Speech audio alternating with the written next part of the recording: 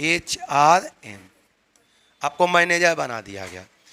बोला गया कि आप जाओ स्टाफ को रखो, तो स्टाफ को ऐसे अपने मन से नहीं रख लेंगे, सबसे पहले देखेंगे। ध्यान सुनना, इसका मतलब क्या, एक लाइन में आप लोग को क्लियर हो जाएगा। ध्यान से, आपको ह्यूमन रिसोर्स मैनेजर बनाया गया, आपका ड्यूटी दिया गया कि आप स्टाफ को रखो, तो क्या उठेंगे स्टाफ को रखना स्टार्ट कर देंगे? ऐसा कभी नहीं होता है। सबसे पहले देखेंगे कि ऑर्गेनाइजेशन में किस किस चीज़ का पोस्ट खाली है, पहले ये देखना होगा। आपको मैनेजर बनाया गया तो सबसे पहले क्या देखेंगे, ऑर्गेनाइजेशन में किस चीज़ का पोस्ट खाली है।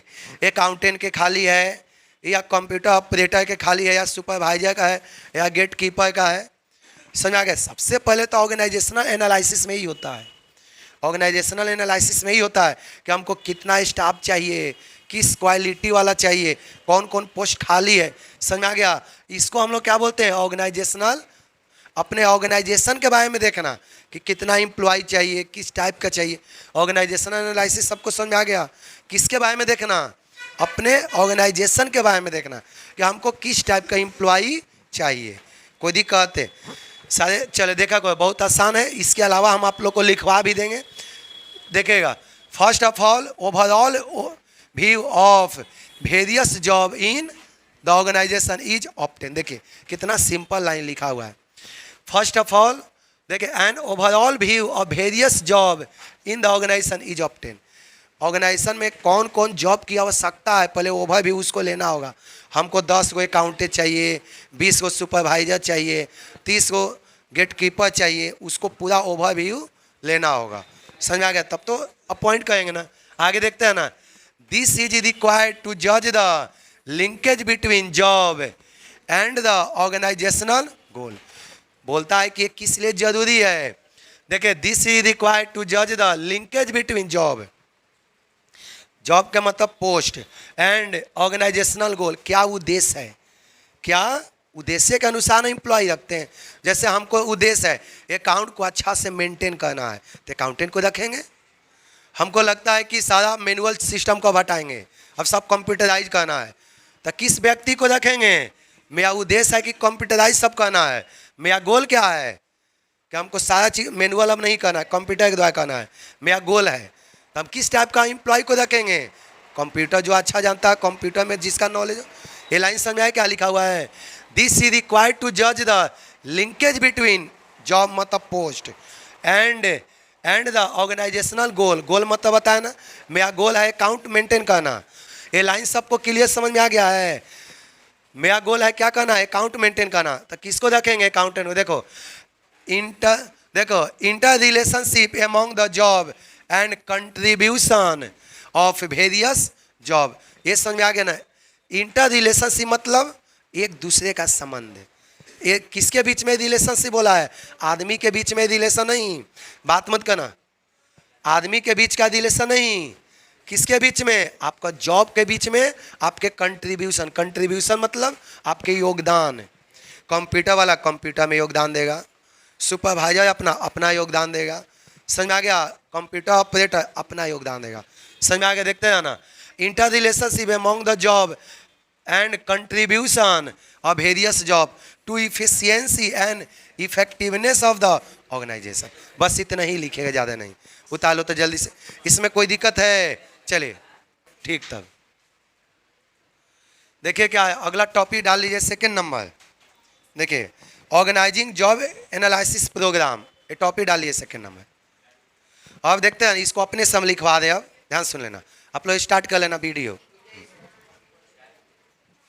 अब देखना, ऑर्गेनाइजिंग जॉब प्रोग्राम मतलब होता है, हमने यहाँ पर तो डिसाइड कर दिया कि कितना स्टाफ चाहिए। अब किसी व्यक्ति को इंचार्ज बनाना पड़ेगा ना, हर व्यक्ति को क्या करना होगा। अब हमने तो यहाँ पर डिसाइड कर लिया कि हमको किस पोस्ट के लिए कैसा एम्प्लॉय चाहिए। अब जानते हैं कि एक काम सब आदमी कहीं नहीं, रिक्रूटमेंट अलग आदमी करता है, सिलेक्शन अलग आदमी करता है, इंटरव्यू अलग आदमी करता है, प्लेसमेंट अलग आदमी करवाता है। सारे का ड्यूटी क्या होता है, एक के आदमी सब थोड़ी ही कर लेता है। एग्जाम भी एक के आदमी ले लेगा थोड़ी है, इंटरव्यू सिलेक्शन सब अलग अलग होता है। तो इसका मतलब होता है, सुनते जाना, इसका सिंपल मतलब होता है ऑर्गेनाइजिंग जॉब एनालिसिस प्रोग्राम का मतलब वेरियस पोस्ट को भरने के लिए अलग अलग व्यक्तियों को क्या करना, नियुक्त करना। जैसे एक स्टाफ का काम है अपॉइंट को सिलेक्शन करना, दूसरे का काम है इंटरव्यू लेना, तीसरे के काम है प्लेसमेंट करवाना। इसको हम लोग क्या बोलते हैं, ऑर्गेनाइजिंग जॉब एनालिसिस प्रोग्राम। सबको समझ आ गया। अलग अलग व्यक्ति को क्या करना, इंचार्ज बनाना।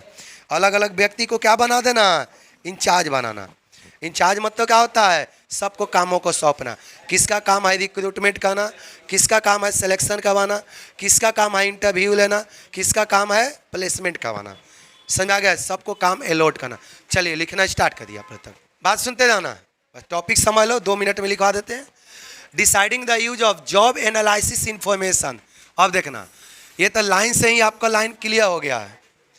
जॉब एनालिसिस इंफॉर्मेशन का मतलब होता है किस स्टाफ को चाहिए उससे रिलेटेड इंफॉर्मेशन आपको ऑर्गेनाइजेशन से ही मिल जाता है।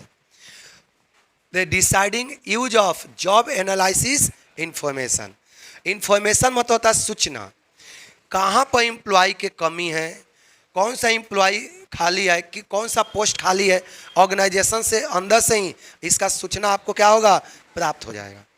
अपने आप पता चल जाएगा कि कौन सा पोस्ट क्या है हमको खाली है। ये बोलते हैं deciding the use of job analysis information. कुछ कुछ एरिया प्राथमिक वाला होता है, समझा गया। जैसे देखते हैं ना, और एक स्टाफ के नीचे भी स्टाफ रहता है, उसका काम केवल क्या दिया जाता है, सूचना देना। उसको क्या देने के लिए काम होता है। ये बैंक में भी एक कंपनी है इंफॉर्मेशन कंपनी।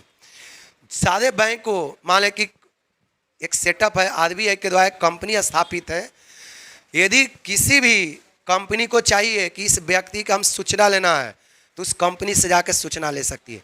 हर एक व्यक्ति को कंपनी क्या करती है, अपना बायोडाटा रखती है टोटल, जिनका भी बैंक में अकाउंट है, कौन सा व्यक्ति रेगुलर पैसा जमा करता है, कौन सा व्यक्ति रेगुलर पैसा नहीं जमा करता है, किसका अकाउंट ओवरड्राफ्ट रहता है, कौन लोन दे के टाइमली पेमेंट नहीं किया।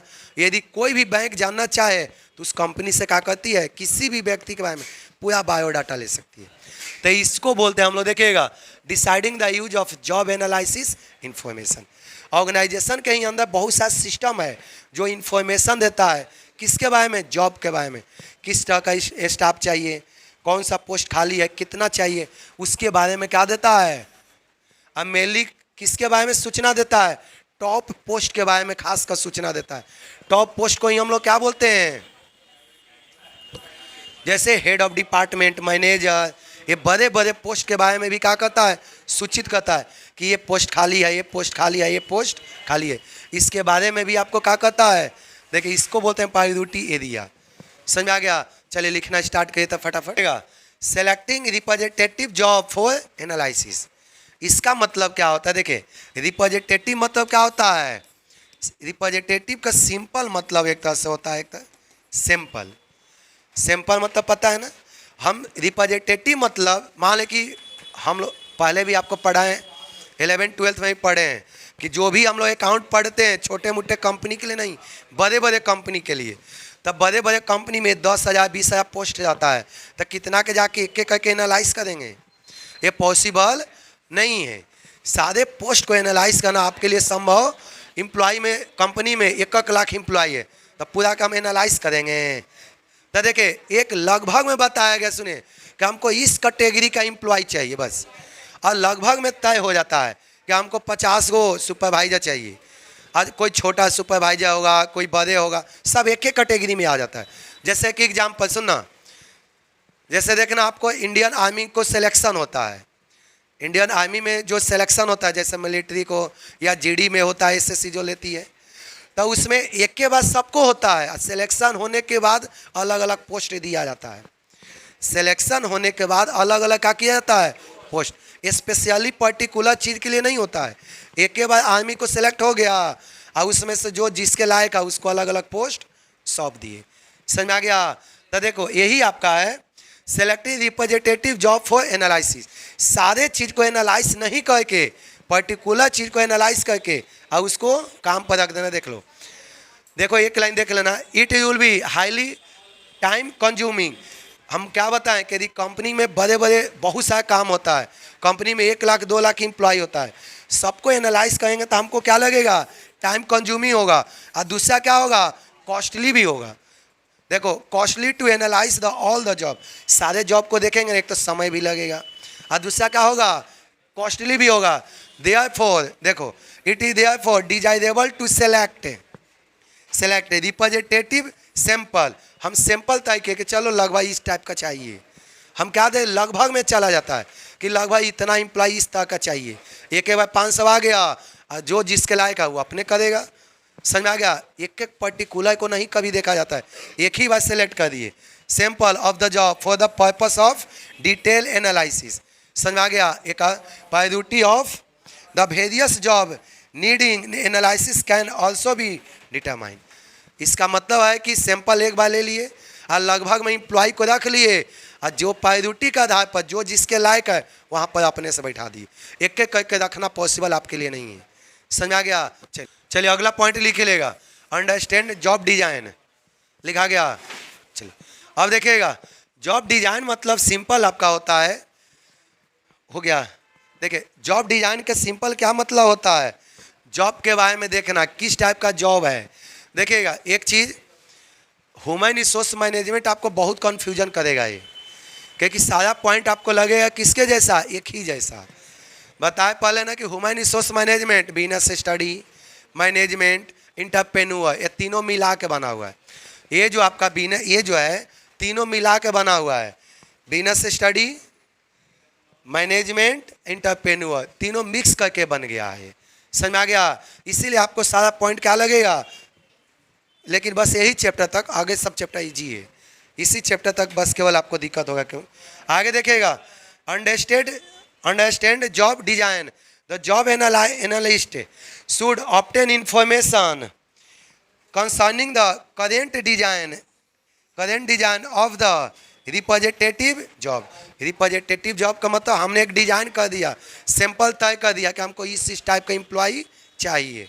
हमने एक डिजाइन क्या कर दिया, बना दिया कि हमको इस टाइप का एम्प्लॉय क्या कर दिए चाहिए। आगे देखा करो, for this purpose current job description देखिएगा एंड जॉब स्पेसिफिकेशन, देखिए proceed manual system flow chart etc can be study. इसके लिए आपको क्या होगा, बहुत सा आगे हम बताएंगे जब थर्ड ईयर में कॉस्ट है वहाँ पर एम्प्लॉय को अलग से, जैसे हम लोग शेयर मार्केट में अभी देखिए थोड़ा सा दिखा देंगे, उसमें चार्ट होता है, देखोगे ना पूरा लिस्ट बना जाता है। उसी तरह से बड़े बड़े कंपनी में एम्प्लॉय का क्या होता है, लिस्ट होता है। लिस्ट में इंडिविजुअली एम्प्लॉय का तो अलग ही लिस्ट होता है, एक रिप्रेजेंटेटिव एम्प्लॉय का जाता है कि इस कैटेगरी का एम्प्लॉय 2000 है, इस कैटेगरी का एम्प्लॉय 3000 है, इस कैटेगरी के एम्प्लॉय 25,000 है, समझ आ गया। वो कैटेगरी के अनुसार क्या होता है, तय होता है, समझ आ गया। चलिए इसको लिखना स्टार्ट कीजिए तो 2 लाइन। जॉब डिस्क्रिप्शन के सिंपल मतलब होता है जॉब के बारे में एक एक करके क्या करना, डिस्क्राइब करना है, जॉब के बारे में एनालाइज करना कि किस टाइप का हमको जॉब चाहिए, कितना पोस्ट खाली है, किस किस कैटेगरी का एम्प्लॉय चाहिए, नंबर ऑफ एम्प्लॉय देखना, उसका क्वालिफिकेशन को देखना, इसको हम लोग क्या बोलते हैं, जॉब डिस्क्रिप्शन। समझ में आ गया सभी को, जॉब डिस्क्रिप्शन। आगे देखिएगा, जॉब डिस्क्रिप्शन में इसके बाद आप लोग को एडवांटेज आता है हमेशा, जॉब डिस्क्रिप्शन का हमेशा क्या पूछता है आपका, एडवांटेज। इसका इधर जाना देखिएगा, जॉब डिस्क्रिप्शन का क्या क्या बेनिफिट्स है, जॉब डिस्क्रिप्शन का आपका क्या क्या बेनिफिट है। देखिएगा एडवांटेज ऑफ जॉब डिस्क्रिप्शन, इसका सबसे पहला बेनिफिट है job grading and classification. Job को क्या करना, ग्रेडिंग करना, मतलब पता है ना जॉब में ग्रेड होता है, ये ग्रेड का पोस्ट है, कोई बी ग्रेड का होता है, कोई सी का होता है, कोई ग्रुप डी का भी होता है। ग्रुप डी मतलब सबसे नीचे वाला, ग्रेड के अनुसार ना आपको पोस्ट डिसाइड होता है। कोई फर्स्ट क्लास का है, कोई बोलता है ना आईपीएस 1 ग्रेड का है, कोई मतलब एक ग्रेड 4 गो ग्रेड होता है, कहीं कहीं 3 गो ग्रेड होता है, समझ आ गया। तो ये सब आपका ग्रेडिंग के आधार पर, तो जॉब ग्रेडिंग एंड क्लासिफिकेशन। इसके अलावा क्या होता है आपका, देखिएगा इसमें placement of new employ on A job, जो एम्प्लॉय रख गया आ गया, जिस एम्प्लॉय को हमने अपॉइंट किया उसको उस पोस्ट पर क्या करना, प्लेसमेंट कर देना। प्लेसमेंट मतलब नए पोस्ट पर उसको रख देना। अगला पॉइंट इसका क्या बेनिफिट होता है, अगला पॉइंट आपको क्या होता है, orientation of new employ towards basic duty and responsibility. Orientation मतलब क्या होता है, एम्प्लॉय को उनको ड्यूटी, देखे एम्प्लॉय के उनके ड्यूटी है, रिस्पॉन्सिबिलिटी को परिचित कराना। आपका ये जिम्मेवारी है, आपका ये राइट है, आपका ये ड्यूटी है, इससे आपको परिचित दिलाना। और समझ आ गया। ओरिएंटेशन मतलब आपको बताना, आप एक टेबल बना रहे हो तो आपका ये जिम्मेवारी है, आपका राइट ये है कि किसी को आदेश दे सकते हो। तो ओरिएंटेशन मतलब क्या होता है, समझ आ गया ना। आपको काम के बारे में, ड्यूटी के बारे में, राइट के बारे में पहचान दिलाना कि आपका ये राइट है, आपका ये ड्यूटी है। अगला देखना, प्रमोशन एंड ट्रांसफ़र, ये भी होता है इसमें। प्रमोशन का मतलब पता है, छोटे पोस्ट से बड़े पोस्ट पर क्या करना, शिफ्ट करना। और ट्रांसफ़र मतलब होता है कि एक जगह से दूसरे जगह शिफ्ट कर देना। प्रमोशन मतलब ये सब इंटरनल प्रोसेस होता है। प्रमोशन मतलब होता है कि छोटे रैंक से हायर रैंक पर रखना, और ट्रांसफ़र मतलब एक जगह से दूसरे जगह। समझ में आ गया। चलिए अगला पॉइंट आपको क्या होता है, defining and outline career path. समझ में आ गया। आगे देखो, हर एम्प्लॉय चाहता है कि हम इस पोस्ट पर अपॉइंट हुए ना तो 2 साल 4 साल 10 साल में हम बड़े बड़े पोस्ट अचीव करें। तो आपको कैरियर के रास्ता भी दिखाता है कि इस तरह से इसे काम करोगे ना तो आगे चल के आप बहुत बड़े पोस्ट पर पहुंच जाओगे। तो आपको कैरियर के रास्ता भी लो दिखाता है। और बस कुछ कुछ पॉइंट लिख ले, उसके बाद लिखेगा द डेज ऑफ, देखिएगा द डेज ऑफ, देखिएगा नज़दीक से दिख, the days of grievances relating to duty and responsibility के, redress of grievances relating to duty and responsibility के। रिड्रेस को हिंदी बोलते हैं उपचार। यदि अपना राइट और ड्यूटी को सही सही नहीं निभा पाओगे तो उसका उपचार भी क्या होगा आपको बता दिया जाएगा। आपका सैलरी कटेगा या नहीं तो काम से आपको क्या किया जाएगा, हटा दिया जाएगा। तो रिड्रेस मतलब होता है उपचार। यदि राइट और ड्यूटी सही से परफॉर्म नहीं कर पाते हो तो उसका क्या क्या पेनाल्टी है। समझ में आ गया। ये भी आपको, ये सबको समझ में आ गया ना। अगला पॉइंट देखो, इन्वेस्टिगेटिंग, देखिएगा एक्सीडेंट से, ठीक से आया लेकिन नहीं है इसमें, ये जूम का प्रॉब्लम है क्या। चलिए आप लोग लिखना स्टार्ट करिए। तो इसको स्पष्टीकरण, जॉब स्पेसिफिकेशन मतलब पर्टिकुलर जॉब के एनालिसिस, कंप्यूटर के लिए, अकाउंटेंट के लिए।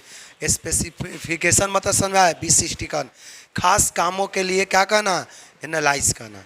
पर्टिकुलर कामों के लिए क्या करना, जांच पड़ताल करना। इसको बोलते हैं जॉब स्पेसिफिकेशन। समझ में आ गया। इसको पहले लिख ले तो फटाफट।